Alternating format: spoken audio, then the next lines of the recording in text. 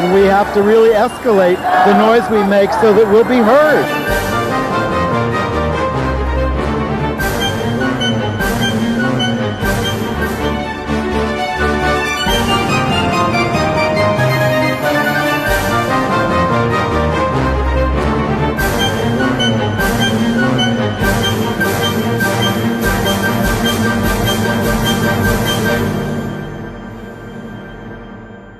Welcome to Gay USA. I'm Andy Hum.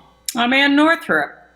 Happy Halloween. Do you want a trick or a treat this week? You're going to get both. You are. Starting off with a Republican U.S. House member who was knocked off of Twitter for his hostility and rudeness to transgender people. And we have more on the protest of Netflix over its platforming of anti-trans hate as Dave Chappelle piles on. Yet another beloved Catholic school teacher was ousted by his bishop for being gay. These teachers who've been thrown out of Catholic schools, they could start their own school by this point. Yeah. We have, unfortunately, more stories of deadly anti-LGBT violence and same-sex domestic violence. In California, a pioneering lesbian couple was inducted into the State Hall of Fame.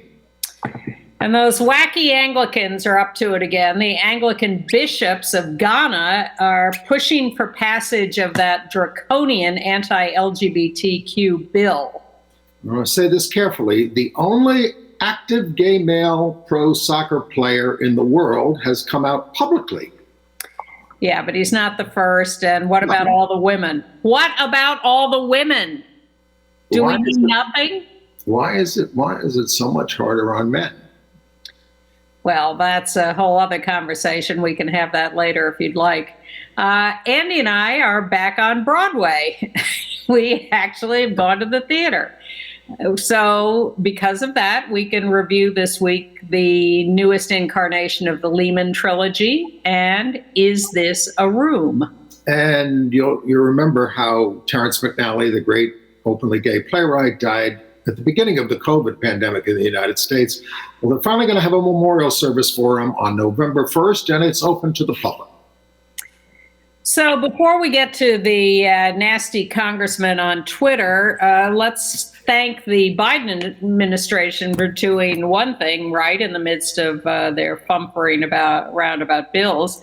They honored Intersex Awareness Week this week, or Intersex Awareness Day. There's the flag that celebrates it.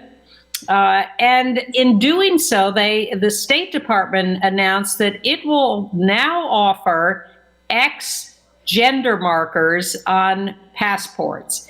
You don't have to declare yourself male or female. You can ask for an X gender marker. And they made this announcement by officially giving the first of these passports with an X marker to the longtime intersex activist Dana Zim, who has been fighting this fight for years for acknowledgement as non-binary and intersex. And Dana has officially received their passport with an X gender marker. Everyone else can start applying, but the next ones will be handed out starting next year, a couple of months from now. And the State Department, tweeted that they recognize the voices of intersex people around the world and their rights. They link to information about intersex on their website. They noted that 1 in 2,000 people are intersex, and many don't know it until adulthood. The UN has denounced non-consensual cosmetic genital surgery, which remains common for intersex youth in the United States. Now, while Republican laws call surgery for trans people in the U.S. mutilation, that concern does not extend to cosmetic genital surgery for intersex youth. So much for God created them that way. And, cosmetic surgery may be the appropriate term, but what we're really talking about is very arbitrary sex assignment surgery, non-consensual sex assignment surgery, where a baby is born with anomalous genitalia, ambiguous genitalia, some would say, and the doctor, with or without consultation with parents, but none with the baby, makes a decision to perform some surgery that will automatically assign a sexual identity to that child. And then the child grows up and says, wait a minute, that's not who I am. And meanwhile, they've done all this without their consent. Also from the Biden administration this week, he nominated Gigi Sohn, S-O-H-N, a longtime consumer advocate, as an FCC commissioner. Now, he wanted her for the chair, but the industry balked heavily at that. She is an out lesbian. She has been an activist on FCC issues and worked as a staff member for the FCC for a long time, and then went off and did other stuff. Very, very highly regarded in the field, and should not have any trouble getting confirmed, although what gets done in Washington these days? Well, speaking of Washington, the Supreme Court, on their way to overturning Roe v. Wade, once again refused to issue an injunction versus Texas. This is anti-abortion law. But they will hear the Justice Department's case about it on November 1st. But they also they're going to hear the Mississippi law, I think in December 1st, something like that, which is limiting abortion to 15 weeks. So they're on their way. They're not defending Roe at the court. And, there was a scary little article this week, an interview with a marriage equality lawyer who said, don't think that's safe. All they have to do is bring a case, and this Supreme Court could overturn that right to same-sex marriage in a heartbeat. There are Texas Republicans already asserting our state law on marriage trumps, pardon the expression, whatever the Supreme Court says or does about it. They sound like Poland and standing up to the EU or something. Well, they're right on the one hand in that marriage rules have always been a state purview, but the whole point of the marriage equality case, Obergefell, and before that, Edie Windsor's case about the Defense of Marriage Act, is that you can set your own rules state by state, but you cannot violate the U.S. Constitution in doing so. And what those cases said was that to deny same-sex couples the right to marriage violates the U.S. Constitution guarantees of equal protection and due process.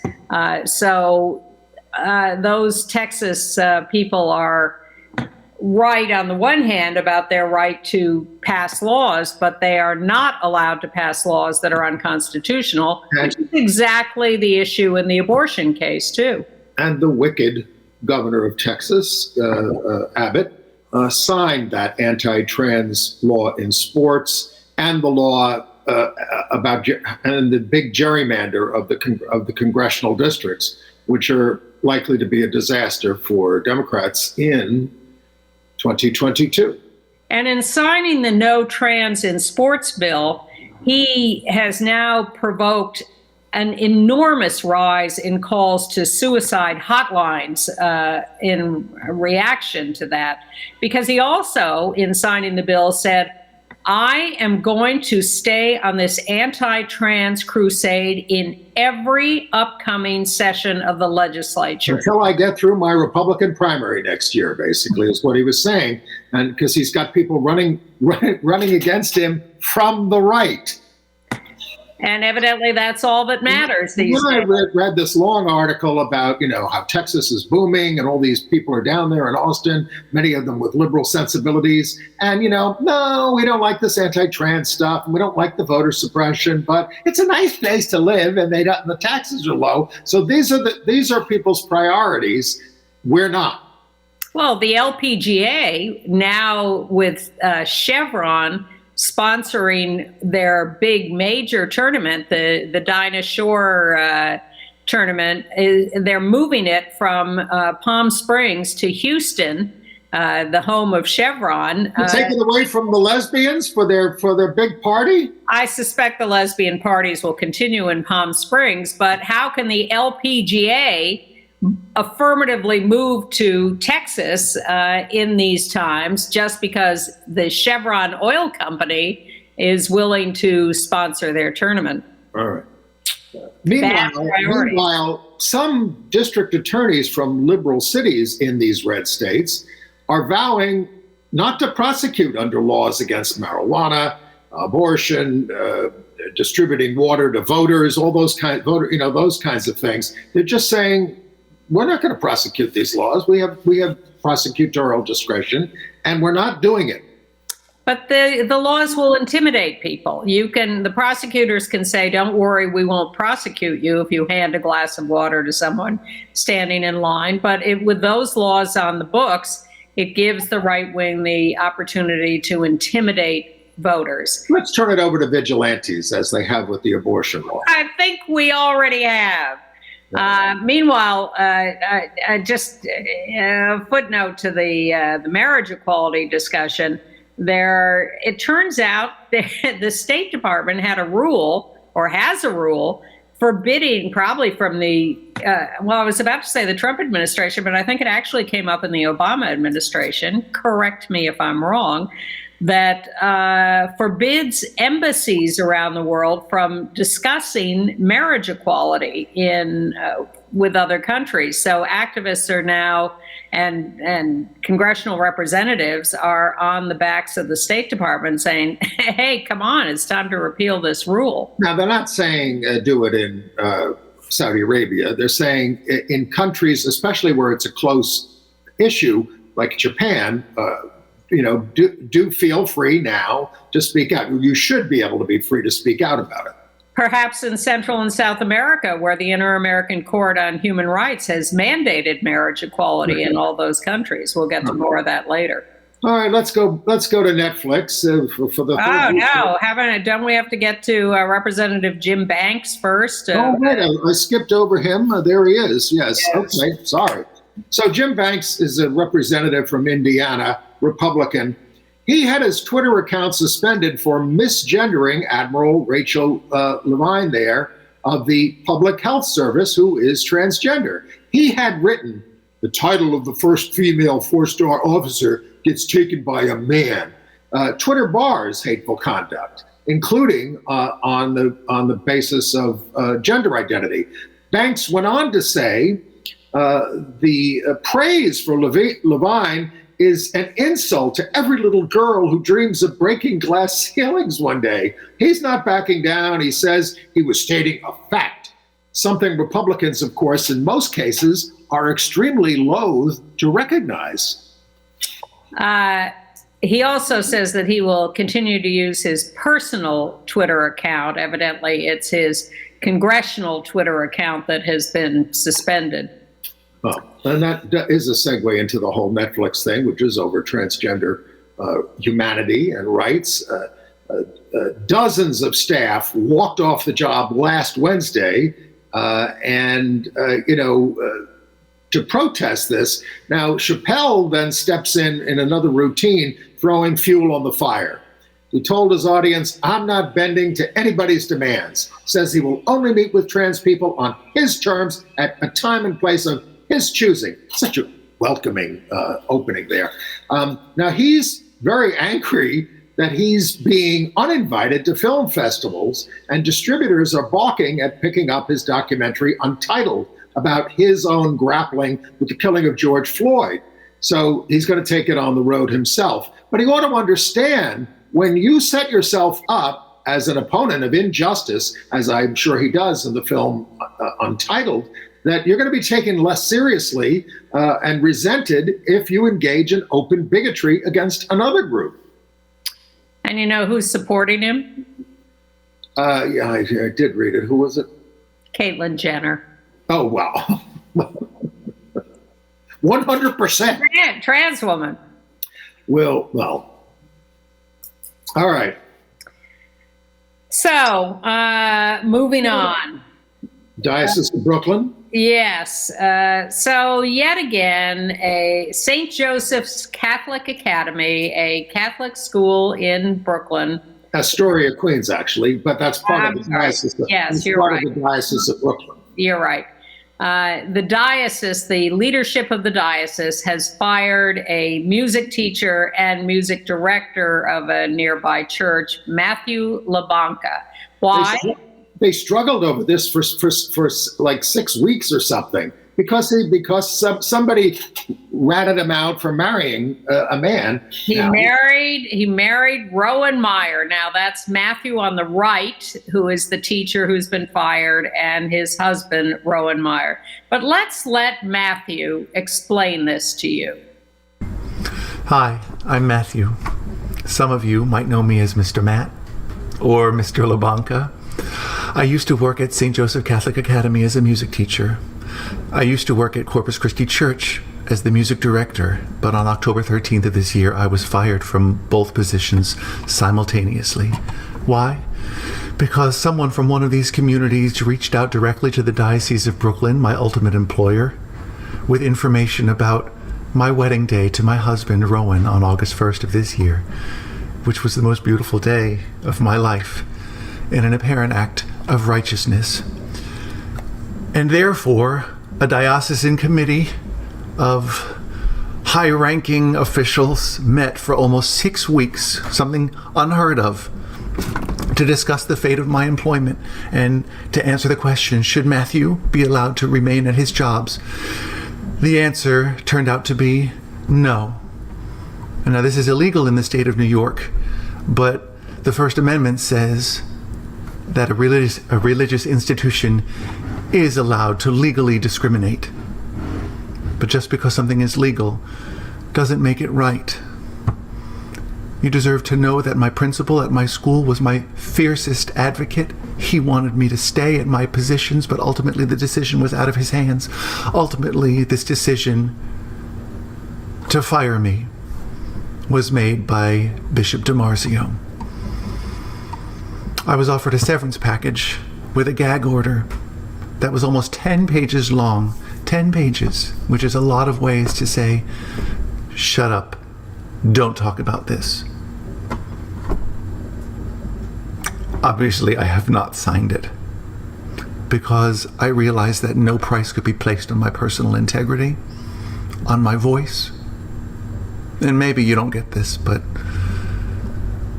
I have a feeling that maybe some of you do.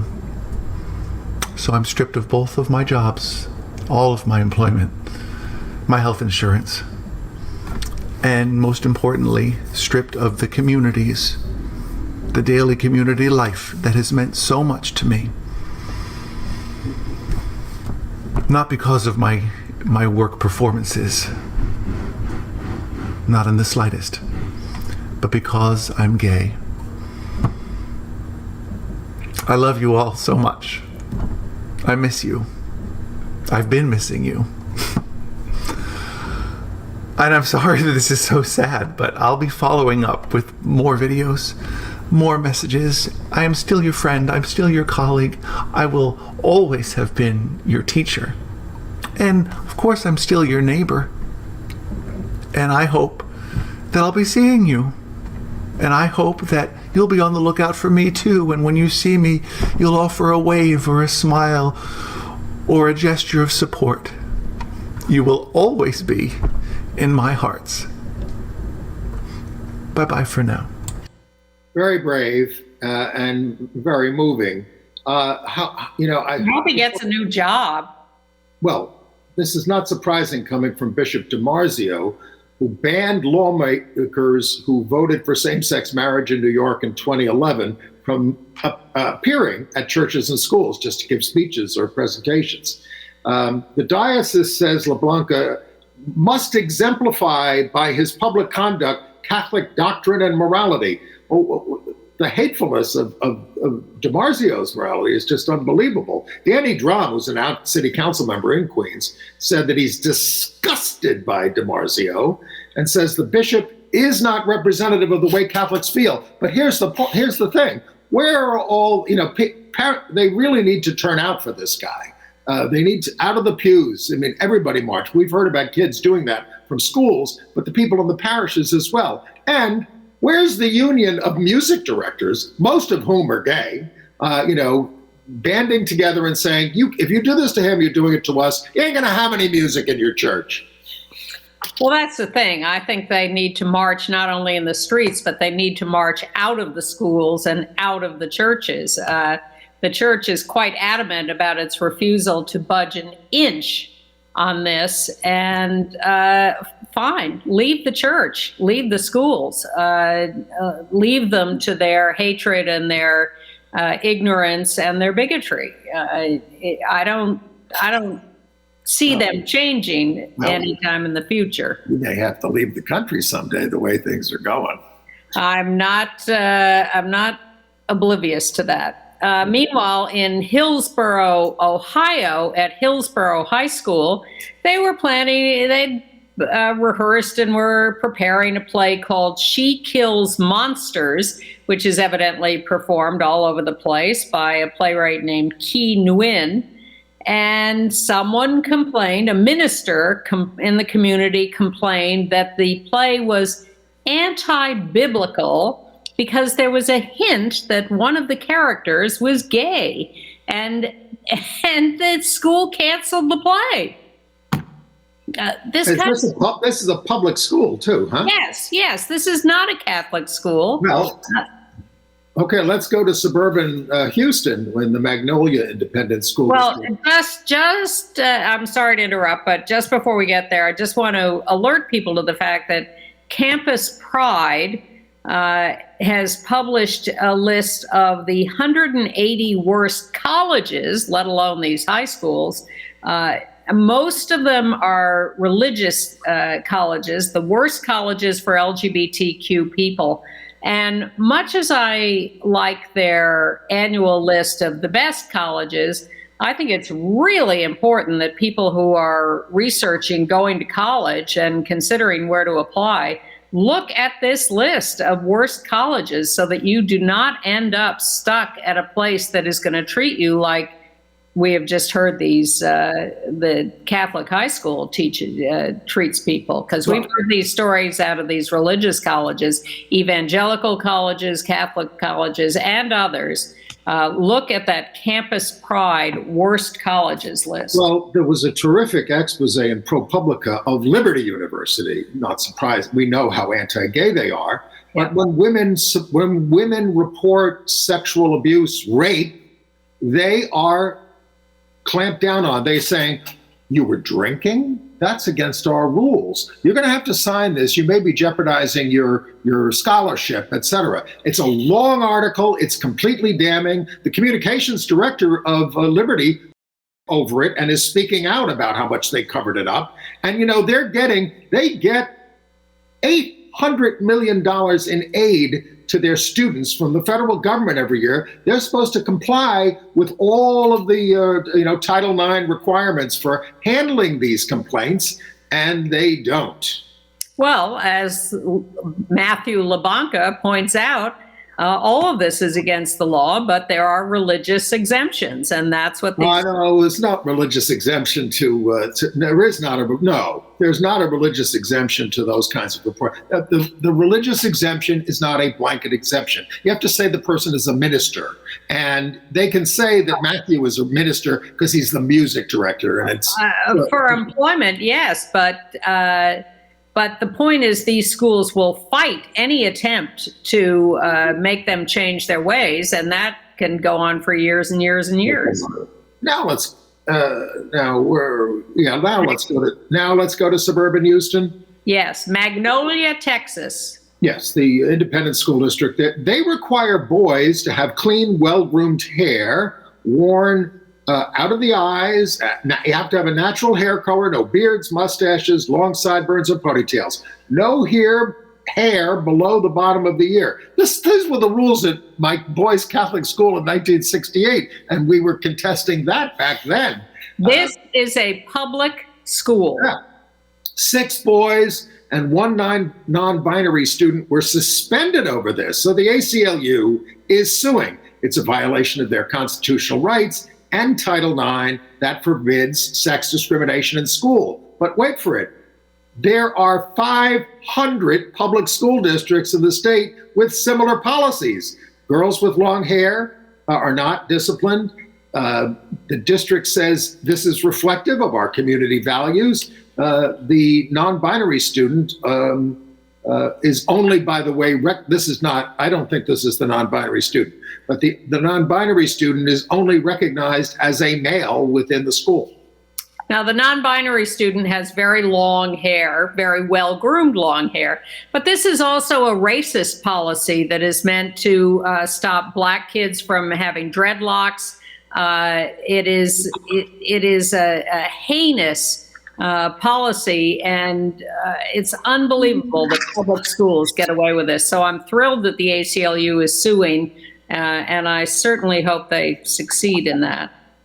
We get to our crime. How about the gay cop? The gay cop in California was a member of the California Highway Patrol. He sued because he was harassed for years and years and years. Jay Brome, relentless harassment. People, fag bashing him. When he went on calls, he would get no backup. He'd call for backup. No one would show up. So he sued, and he has just gotten a settlement of $2.2 million. So. And he was Officer of the Year at one point. He was so good, and they wouldn't put his picture up with the other Officers of the Year. Right. Okay.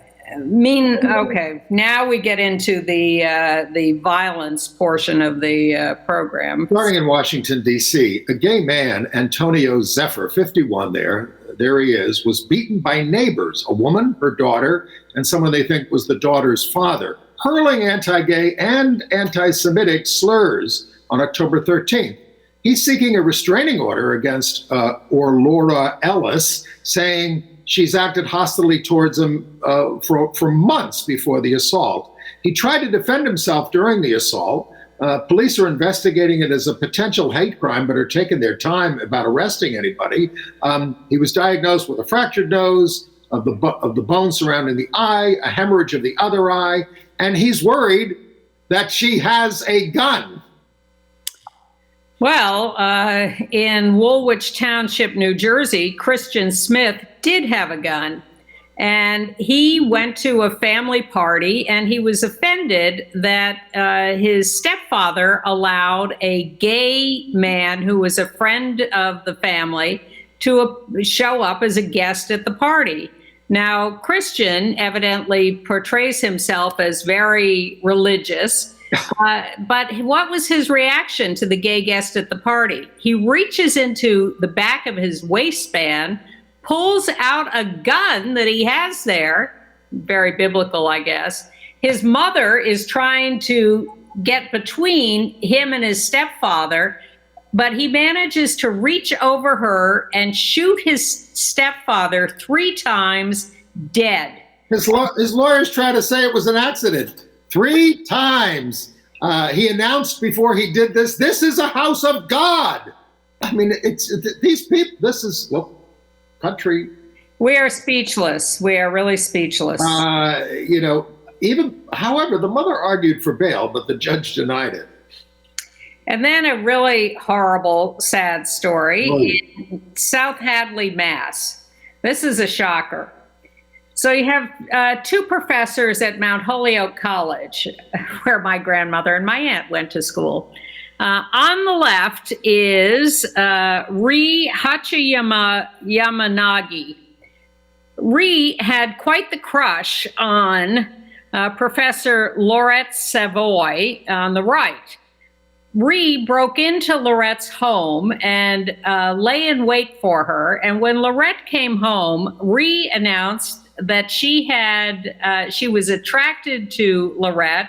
Laurette should have known this. Ri is angry at her, and she proceeds to assault her for 4 hours with a fire poker, a rock, pruning shears, Lorette ends up with broken bones, stab wounds, significant blood loss, and is alive only because she talked Ree into stopping the assault by saying, "Oh, you're right, and yes, I have feelings for you too, and really, you should just put down the weapons. Let's call the police and get this sorted out." And that's the only reason she's alive today. This happened in 2019, but Ree has just been sentenced to 10 to 12 years in prison. Thank you. Ree's line was, "I've loved you for years. You should have known." Domestic violence, we are not immune to it. Well, and there's another story like that in New York of an NYPD officer. Oh, yes. Ashley Pubil. Yes. Who's been arrested. He and his boyfriend were arguing on the street at 2:50 a.m. Nothing good happens outdoors after midnight in Queens, and he punched his boyfriend. He's been arrested for assault and harassment. Yep.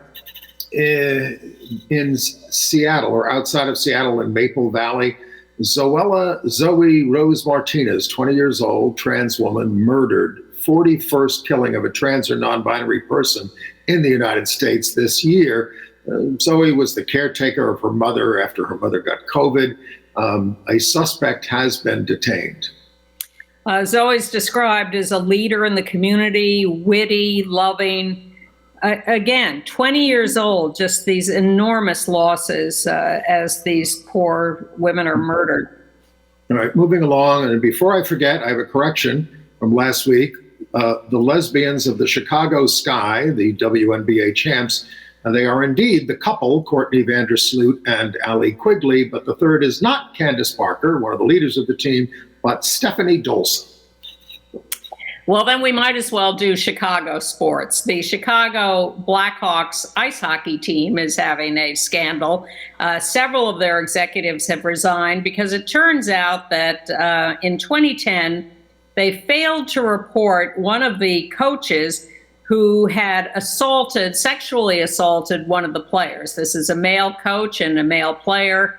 They finally turned up the report of this assault, and then it turns out that this coach had assaulted several other young men in subsequent jobs, and so the Blackhawks are in some turmoil over this. In Oklahoma, Republican Governor Kevin Stitt is outraged that the State Department of Health issued a birth certificate with a non-binary gender designation in May to an Oregon resident, Kit Laurelide, who was born in Oklahoma.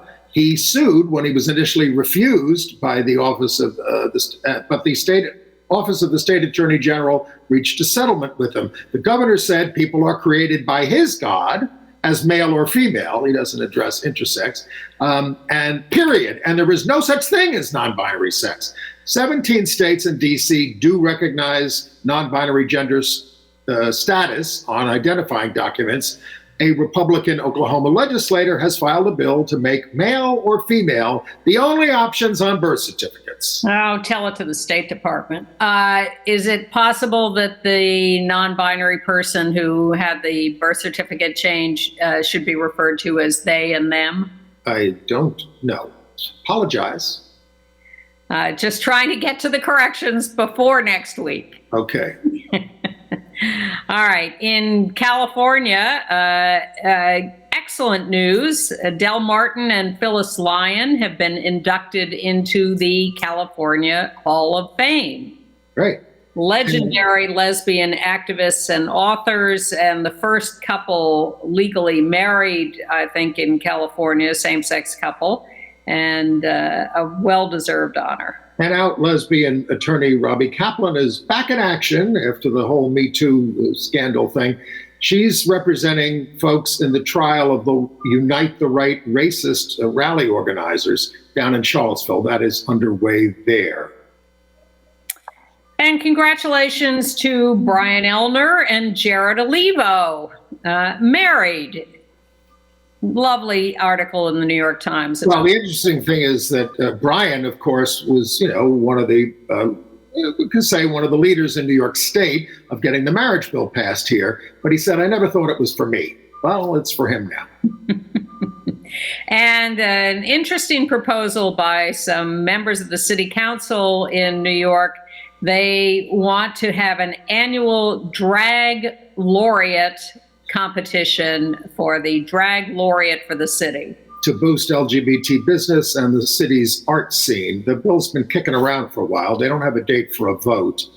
It sounds, I hope it won't become exploitative to have the competition. I hope it'll remain fun. The thing I like most about it is that the position is paid.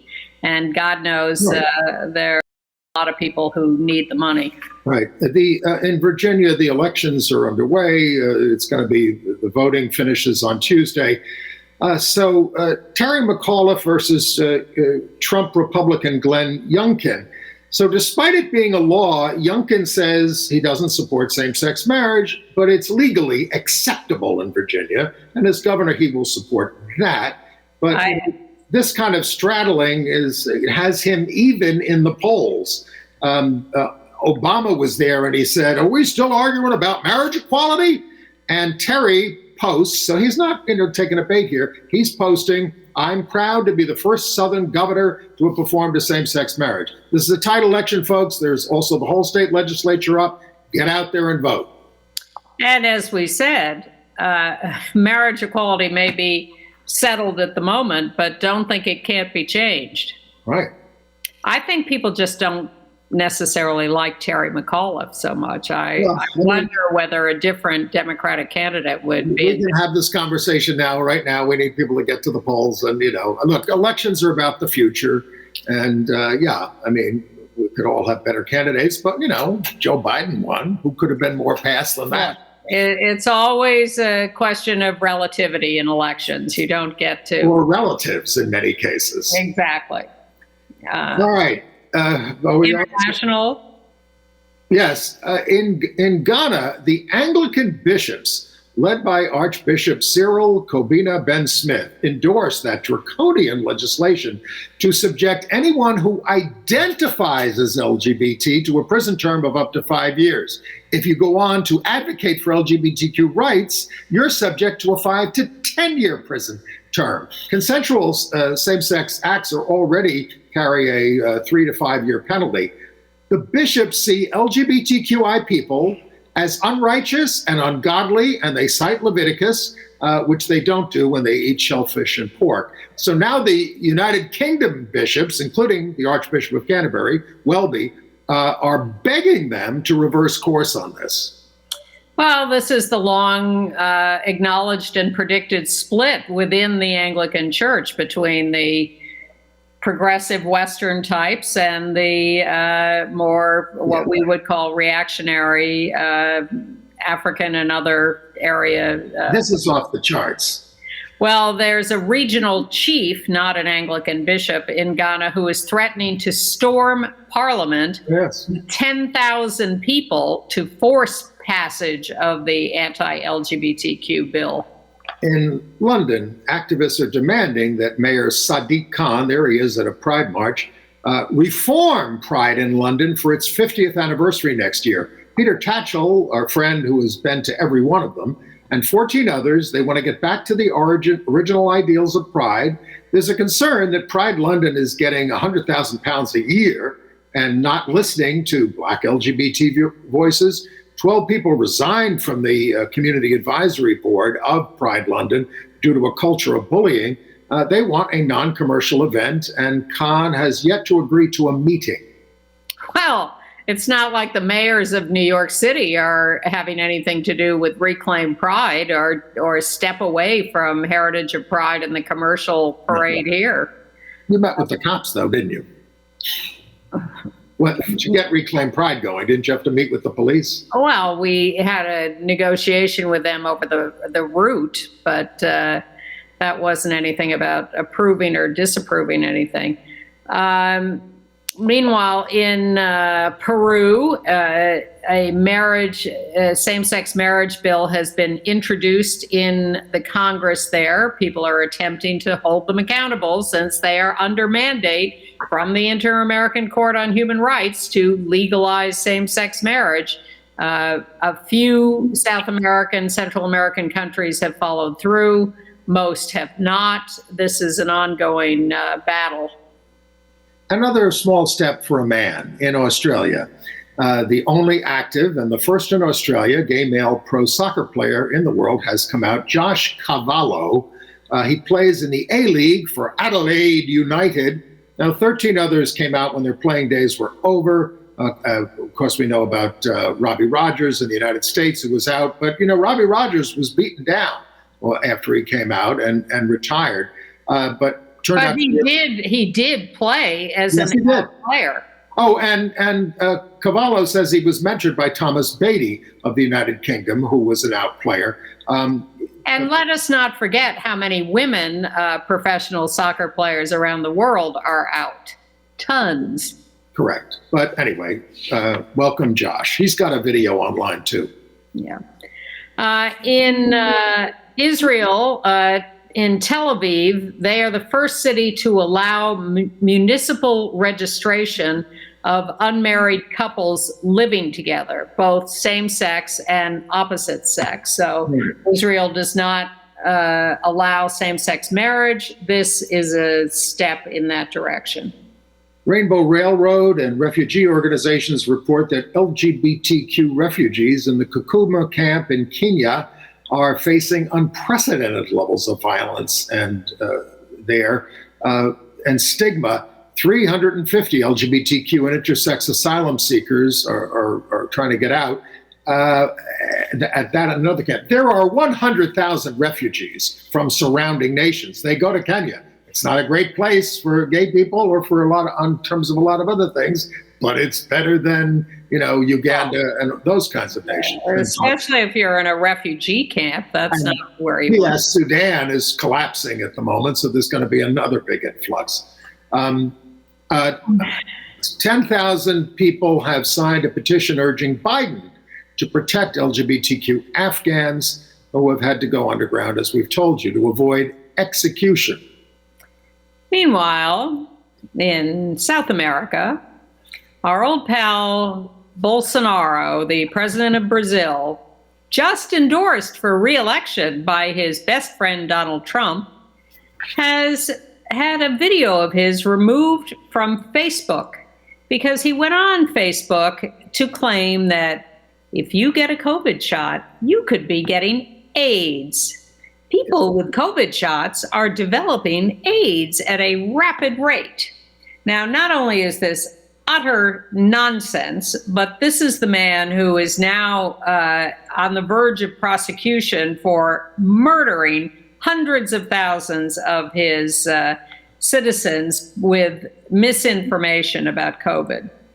The European Court of Justice is fining Poland 1 million euros a day for failing to suspend a disciplinary chamber in their courts, and which has opened their courts up to tremendous political influence, like in the United States.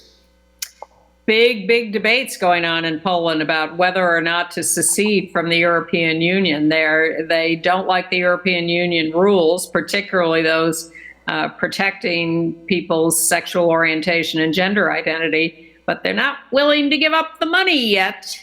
No. So we'll see where that goes. And congratulations to Laura Cabot, the new mayor of Whitehorse, Yukon, Canada. Out lesbian, and will lead a very diverse council there of 4 women, 3 men, 1 Indigenous woman. Congratulations, Laura. Whitehorse, population 25,086. She's a lawyer, 30-year resident there, and they seem to have a very amicable race for the mayorship. It's Canada. We believe me, we should nice. Pack in our bags. Climate change is going to send us all to Canada very soon. Okay. All right. AIDS news. Well, Yeah. a once rare flesh-eating STI that causes beefy red ulcers is spreading in the UK. It's been growing a lot since 2016. Donovanosis, which causes thick sores that damage genital tissue. And it's not just transmitted by unprotected sex, but also by rubbing up against each other. And a woman can transmit it to her baby. So, and the long-term treatment is antibiotics and other things needed to cure it. Doesn't sound good. In Israel, they have changed their blood donation rules so that there is no longer this artificial time period for gay men donating blood of, you can't have had sex for a year or 3 months or whatever, very arbitrary and useless. Now they're going to judge everyone on their risky behavior. So the out gay health minister, Nitzan Horowitz, publicly donated blood to celebrate and demonstrate the new rules and to personify the fact that gay men now can donate blood under the same conditions as everybody else. I should have said about that that STI that it has been spotted in India, Brazil, and New Guinea, Central Australia, Caribbean, and Southern Africa prior to this. And now it's spreading into the Western world. Be careful. Don't touch anybody. All right. Entertainment news? Yeah. So the character of Q in the James Bond films is Q, played by gay Ben Whishaw there. This is in the No Time to Die movie, which is the latest Bond. Bond and Moneypenny arrive at Q's flat to get some help, and they catch him unawares while he's preparing for a date, and he says it's going to be with another man. And then Bond and Moneypenny say, you got to prioritize your job, not your social life. And then the gay line is just dropped. But that's it. No more mention of Q as gay. Well, his name is Q, for God's sakes. But it's much better than the anti-gay and lesbian stereotypes in the old Bond films. The what films? The old James Bond film. Oh, the old Bond. I don't know. Well, yes, but I'm still happy with Pussy Galore in Goldfinger. I will always treasure that one. Okay. Even though she ended up having sex with Bond. But she had quite a harem of women around her for most of the film. Okay. Well, our pal Chris Cooper weighs in on the new Marvel film, The Eternals, and says that was a mediocre movie, but had a very good gay theme in that. And we don't know about the sexuality of Reality Winner, or do we? But we saw a play about her called Is This a Room? That's the name of the play. It is a verbatim interrogation of Reality Winner by FBI agents, which actually happened, who arrived to execute a search warrant for her leaking of classified info on Russia's interference in our 2016 election. This happened in 2017. We have a picture there. Emily Davis is really terrific as Reality. And then the agents are Pete Simpson and Will Cobbs playing them in Is This a Room? I think we threw our, there it is. Okay. Yeah, so what'd you think? We saw this last night. I was quite absorbed, quite tense watching it, even though you know what happened. She gets sentenced to 5, this is not in the play. We know she got sentenced to 5 years. I think it's the most a whistleblower has ever gotten. She leaked the documents to The Intercept. They don't do that. It's just the realness of this acting and the tension over it. Of course, you want to jump up on the stage and say, call a lawyer, don't talk. But they... Well, yeah, that was disturbing, especially since she's an experienced military member and speaks many languages. And you think, really? You didn't know to say nothing? This happens in, come on, they get people to sign false confessions in interrogations. Well, then the other thing is they describe her in the press materials as being the longest sentence, but Chelsea Manning got 7 years, but that was in a court-martial, so I suspect that's why they're making the distinction. But Chelsea, for leaking classified material, was sentenced to 7 years and was in Leavenworth for a very long time, being horribly mistreated as a trans woman whose gender identity was not acknowledged. So let's not forget Chelsea. Now, I'm sorry I called that out of order because I saw the Lehman Trilogy, which I'd seen in London, but this time it was with Simon Russell Beale and Adam Godley. And now Adrian Lester there on the right has replaced Ben Miles, who's back in London doing a Wolf Hall play. It's what it is for me is brilliant theatrical storytelling. It's an Italian play directed by Sam Mendes that is a quintessentially American immigrant story of capitalist growth and greed that ends up in a crash, as you know, in 2008. So it extends from the mid-19th century to 2008. It's a family story, and the three actors play all the roles. It was a business born in the cotton fields amid slavery in Alabama that ends in the unbridled world of finance in New York. And it's sort of a rumination on our beginnings and our ends. I saw the original production here at the Park Avenue Armory, a year or two ago. I agree, it was just brilliant theatrically. It's a great production. I thought they were too kind to the Lehman brothers or the Lehman family. I thought they didn't go deep enough on the greed and exploitation, but they do some of that. Well, that's what happens when you cover 160 years. Well, get your priorities straight would be my answer to that. But I did enjoy it, and I enjoyed Is This a Room? Although again, it was frustrating that she did not say, I'm not talking to you. But of course, if she'd said that, I guess we wouldn't be in a theater watching it. That Is This a Room, by the way, is going to close in 2 weeks. And it's running in repertory with Dana H., which was the last play we saw before the shutdown in March of 2020, which is, again, also a verbatim, it's a recording of the playwright's mother talking about life. Lucas Knopf is that playwright. I wish again, that's a fascinating production because the actress mimes the tape play, of the mother's monologue. I can't remember whether I liked it. I want to say I did, but it was too traumatic after that when we were all shut down. Well, both plays are closing in 2 weeks. So if you want to see either Is This a Room or Dana H., hustle to get those tickets. All right. It felt okay to be in the theater, didn't you think? Sorry? Yeah, well, we'll see. Check back with us in a week and see how we're doing. There's going to be another chance to go to the theater for free. The memorial service for great gay playwright Terrence McNally, who died of COVID in March 2020 at the age of 81. On November 1st, Monday, from 4 to 6 p.m. at the Schoenfield Theater, 236 West 45th, open to the public. You got to be vaccinated, you got to wear a mask, bring your ID.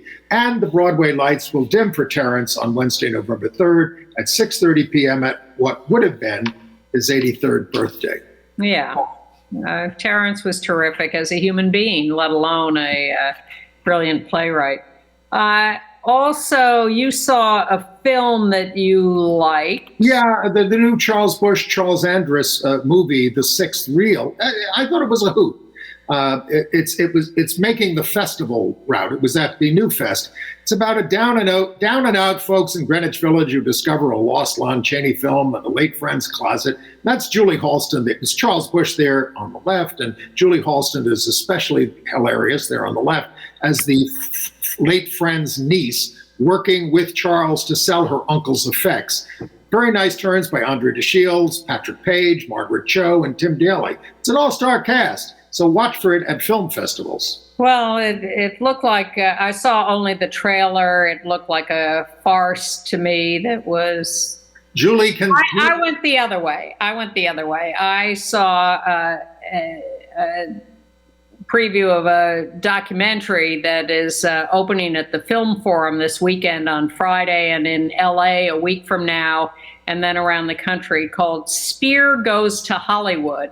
And it's a recreation of a conversation between a young British filmmaker who's working for Stanley Kubrick, who goes to talk to the Nazi architect Albert Speer in 1972, shortly after Speer got out of prison, and they're exploring making a film of his life. So it's a discussion about his life. The young filmmaker has created a script about this, so Speer is discussing the script with him. And the whole 90 minutes is archival footage of Hitler, of Speer, of the Nuremberg trials, of Nazis everywhere, and it is utterly chilling and fascinating. Where can we see it? At the Film Forum in New York City starting this weekend, and the filmmakers will be there talking about the film. It opens Friday. They'll be there all weekend talking. And then next weekend, opening November 5th in LA at a couple of theaters there, and the filmmakers will be there too. And look for it around the country. Spear Goes to Hollywood. It is, it's a real reminder, and it's also the banality of evil. You know, Speer is making excuses for himself all the way through. He was everybody's favorite Nazi. They acted like he was some sort of a humane figure, but my God. Well, this bursts that bubble quite effectively. I know. Netflix is planning a series on Major League Baseball outplayer Glenn Burke, largely out to his Dodger and Athletic teammates, but fell on hard times. Homophobia derailed his career. It's called Outfielder. It's a Ryan Murphy project. Tommy Lasorda was very mean to him. And Dusty Baker, who's coaching the Houston Astros in the World Series right now, was one of his few friends in baseball. It turns out Jamie Lee Curtis had the rights to this story for 10 years and has been trying to make a film, but is now hooked up with Ryan Murphy to get. All right, quickly, I saw two very sexy and very good films. Mignon, out now in release at the IFC Center, set in Brooklyn in 1986. That's Ron Rifkin and Samuel H. Levine, who was such a standout in The Inheritance. It sort of mixes Samuel's, mixing in the Orthodox Jewish world and in the gay world in 1986. It is a very leisurely kind of film with great moments of passion. And I saw this film, Cicada, which opens Friday at the Quad. It's about a bisexual, newly out guy. That's the white guy there. And a less out black man, very sexy, but set against a backdrop of past abuse. That's Matthew Pfeiffer as Ben, Sheldon Brown as Sam, African-American, directed by Pfeiffer and Kieran Malcone. It's a very brave film. And JoJo Siwa continues to triumph on Dancing with the Stars, tied for first place, another perfect 410s this week. She's still going. Yeah. And we're going, and we will see you next. Thanks for being with us. See you next week. Bye. That's a spam risk.